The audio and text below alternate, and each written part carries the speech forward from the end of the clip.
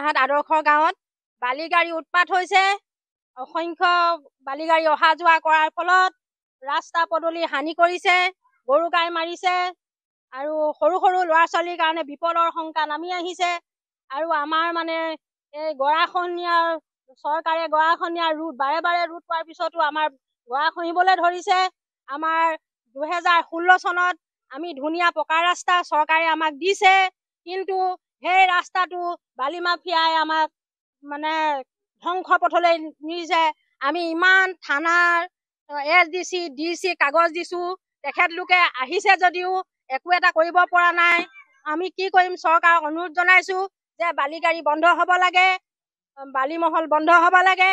আমাৰ ভূঞাহাট আদৰ্শ গাঁওখন ৰাস্তা পদূলি জাঁজি নদীত অবাধ বালি খননৰ ফলত ভূঞাহাট আদৰ্শ গাঁৱৰ ৰাস্তাৰ বহু ক্ষতিসাধন হৈছে। ঠায়ে ঠায়ে ৰাস্তা বহি গৈছে, গৰাও ক্ষতিসাধন হৈছে, ঠায়ে ঠায়ে গৰাও খহিবলৈ ধৰিছে।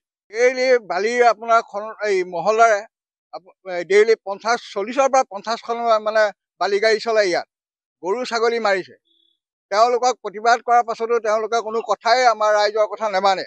এই বিষয়ে আমি বিভাগীয় কৰ্তৃপক্ষক যেনে এই চক্ৰ বিষয়া মহোদয়, উপায়ুক্ত মহোদয় আৰু ডিষ্ট্ৰিক্ট ফৰেষ্টক জনোৱাৰ পাছতো অদ্যপৰিমিত তেওঁলোকে একো গুৰুত্ব নিদিলে। বৰঞ্চ আজি SDC মহোদয় আহি ইয়াৰ আমি গাঁৱৰ ৰাইজে লাং মাৰি থৈছিলোঁ, তাৰ লাংডাল আহি SDC মহোদয়ে খুলি থৈ যায়। আমাৰ অসুবিধা মানে আপোনাৰ যথেষ্টখিনি হয়। যেনেদৰে আপোনাৰ গৰু ছাগলী মাৰিছে, স্কুলীয়া ল'ৰা ছোৱালী যাব নোৱাৰে। যিটি সময়ত ৰাতিপুৱা 4টা বজাৰ পৰা গাড়ী আপোনাৰ উপদ্ৰৱ চলে।